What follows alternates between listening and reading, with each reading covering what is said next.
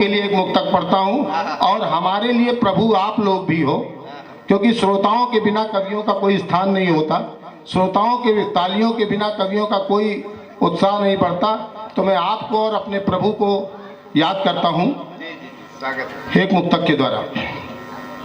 कण कण में वास तेरा, कण कण में वास तेरा, प्रभु आशीर्वाद मिले। कण कण में वास तेरा, प्रभु आशीर्वाद मिले। हो जाए कृपा तेरी, घर घर में फूल खिले। हो जाए कृपा तेरी, घर घर में फूल खिले। सामने जो श्रोता है, सामने जो श्रोता है, करता हूँ नमन उनको।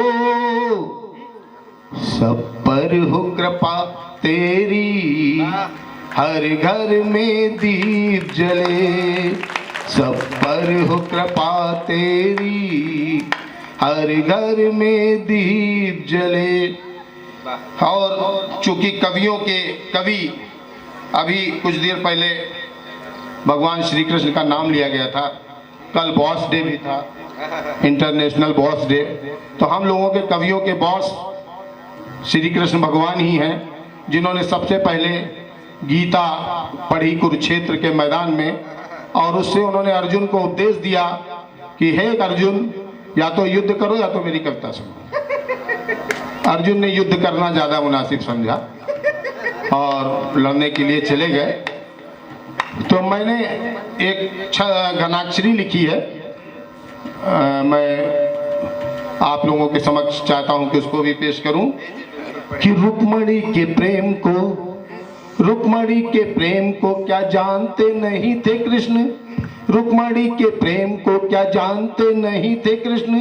राधा के प्यार में क्यों पागल बनवारी थे, राधा के प्यार में क्यों पागल बनवारी थे। गोकुल में जसुदा की गोद में थे खेले कृष्ण, गोकुल की में जो जसुदा की गोद में थे खेले कृष्ण।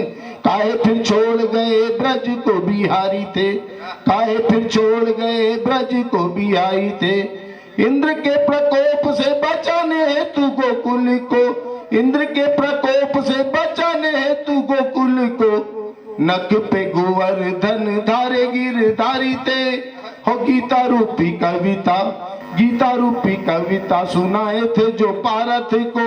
और विश्व के प्रथम कवि मोहन मुरारी थे, विश्व के प्रथम कवि मोहन मुरारी थे।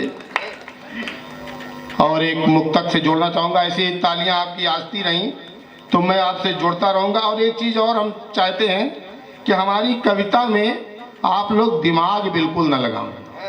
ये सोच लिए जो सामने पढ़ रहा है बहुत अच्छा पढ़ रहा है, और उसी के उपलक्ष्य में आप तालियां बजाते रहें। आप उत्साहवर्धन करते हैं, तालियों से समा बांधते रहिएगा। और मैं जो सुना रहा हूं, पसंद आए ना पसंद आए, कुछ अच्छा लगे ना लगे, तालियां जरूर बजनी चाहिए। तो एक बार और तालियां।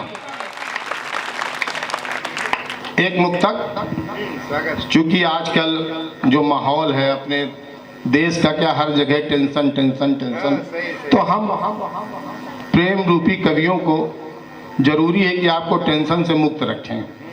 तो प्रेम से अच्छा दवा कोई नहीं। अभी संजय सावरा भैया कह रहे थे कि प्रेमी के लिए होम्योपैथी और क्या होम्योपैथी, एलोपैथी, सिम्पैथी की जरूरत है।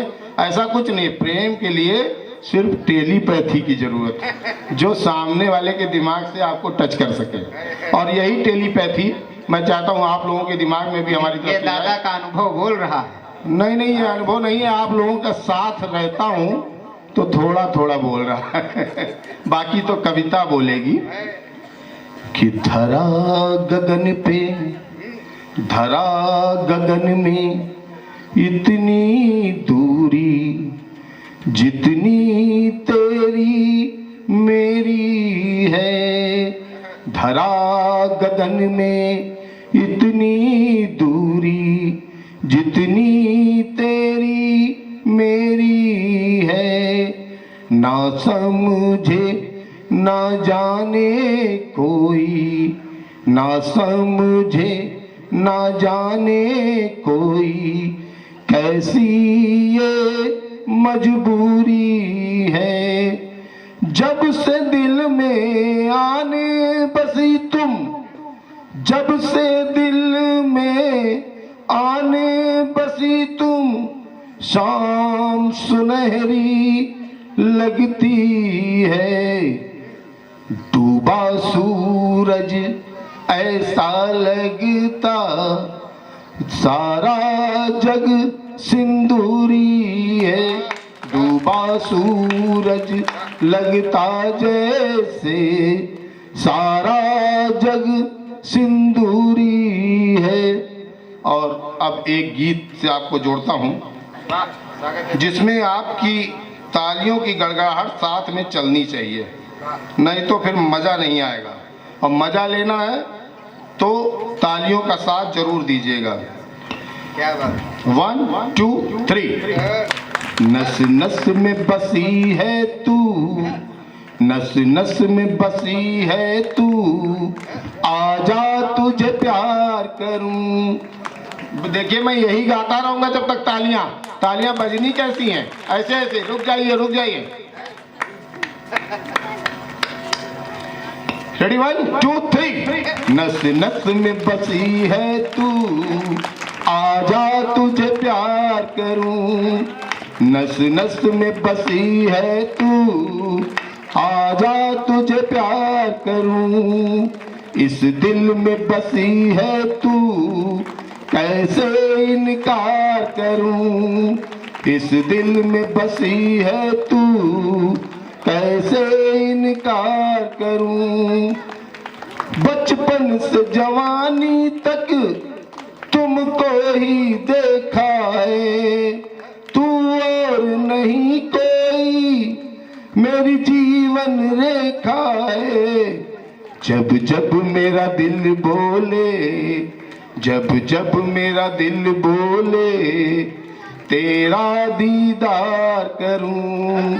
जब जब मेरा दिल बोले, तेरा दीदार करूं। नस नस में बसी है तू, आजा तुझे प्यार करूं। जब कोई तुम्हें देखे तो आग सी लगती है, जब कोई तुम्हें देखे एक आग सी लगती है। तेरे प्यार में हूँ पागल पर तू न पिघलती है। कैसे मैं ये कह दूं, कैसे इजहार करूं। कैसे मैं ये कह दूं, कैसे इजहार करूं। नस नस में बसी है तू, आजा तुझे प्यार करूं।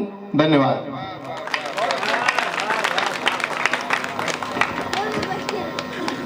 बहुत अच्छे भाई श्रद्धेय दादा जितेंद्र श्रीवास्तव जी, उन्होंने आपको थोड़ा सा हंसाया, गुदगुदाया भी, और उसके बाद बहुत सुंदर सा प्रेम का गीत पढ़ के गए।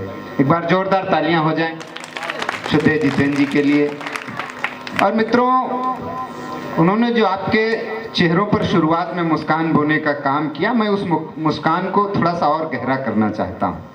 और इसके लिए हमारे मंच पर मुझे लगता है आज की इस टीम में जो सबसे ज्यादा दूर से चल करके आए भाई रोहित विश्वकर्मा जी, नैमिषारण्य की पावन धरती से, सीतापुर से चल करके वो हमारे बीच में आए हैं। बहुत ही पवित्र धरा से वो आए हैं और बहुत ही सुंदर सुंदर हास्य की, व्यंग्य की रचनाएं लेकर के आए हैं। बहुत अच्छे रचनाकार हैं आजकल पूरे देश में, पूरे प्रदेश में, दूर दूर तक के कवि सम्मेलनों में उनकी धूम है। बहुत दूर दूर तक आते जाते रहे। पिछले दिनों वो चले गए कानपुर से आगे, कवि सम्मेलनों की सीरीज थी एक समाचार पत्र की, 6-7 दिन तक वहां रहना था, मैं भी उनके साथ था। तो हम लोग जब वहां एक होटल में रुके, जाकर के पहले ही दिन दोपहर में इन्होंने घर पे फोन लगा दिया अपनी पत्नी जी को। बोले कहाँ हो? वो बोली घर पे हैं। इन्होंने कहा अगर घर पे हो तो जरा मिक्सी चलाओ। तो उन्होंने घर से मिक्सी चला दी। इन्होंने कहा हाँ ठीक है। दूसरे दिन फिर हम लोग कार्यक्रम से आए, दोपहर में होटल में इन्होंने फिर फोन लगा दिया, बोले कहाँ हो? उन्होंने कहा घर पे हैं। उन्होंने कहा घर पे हो तो मिक्सी चलाओ। उन्होंने फिर घर से चला दी। ऐसे ही क्रम चला पूरे 6-7 दिन। उसके बाद जब हम लोग वापस हुए तो उधर से ही आ रहे थे। उन्होंने कहा चलो नैमिषारण्य दर्शन करते हुए घूमते हुए चले जाना। हमने कहा ठीक है। तो जब हम इनके घर गए तो देखा इनके घर पे ताला लगा था बाहर से। इनका छोटा बेटा है वो सामने खेल रहा था दरवाजे के। इन्होंने उससे पूछा कि बेटा तुम्हारी मम्मी कहाँ है? ताला घर पे लगा। उसने कहा पापा पता नहीं, जिस दिन से आप कभी सम्मेलन में गए रोज सवेरे मिक्सी ले लेती है, पता नहीं कहाँ चली जाती। तो ये बाहर रहते कभी सम्मेलन में ऐसे ही होता रहता है। मैं एक दिन और चला गया इनके घर, नैमिषारण्य गया था घूमने। तो मैंने सोचा चलो आए हैं तो रोहित जी से मुलाकात कर लें। तो मैं इनके घर चला गया तो देखा इनके घर का दरवाजा अंदर से बंद था। अंदर से जोर जोर से इनकी आवाज आ रही थी। ये भाभी जी से कह रहे थे कि सुनो कल से मैं खाना नहीं बनाऊंगा। उन्होंने कहा कोई बात नहीं मत बनाना। इनका नहीं और सुनो कल से मैं कपड़े भी नहीं धोऊंगा। उनका चलो कपड़े भी मत धोना। इनका नहीं और सुनो कल से मैं झाड़ू भी नहीं लगाऊंगा। तो देख भाभी जी ने कहा देखो ना तुम खाना बनाना, न कपड़े धोना, न झाड़ू लगाना, कुछ मत करना, लेकिन बेड के नीचे से तो निकलो। इतना जोरदार कवि है। और इनका सम्मान भाई साहब इनके घर में इतना है। इनके 2 बेटे हैं, एक 9 साल का है, एक 7 साल का है। एक दिन ये कवि सम्मेलन से गए तो जो 9 साल वाला लड़का है उससे बोले कि बेटा ऐसा है प्यास लगी जरा एक गिलास पानी ले आओ।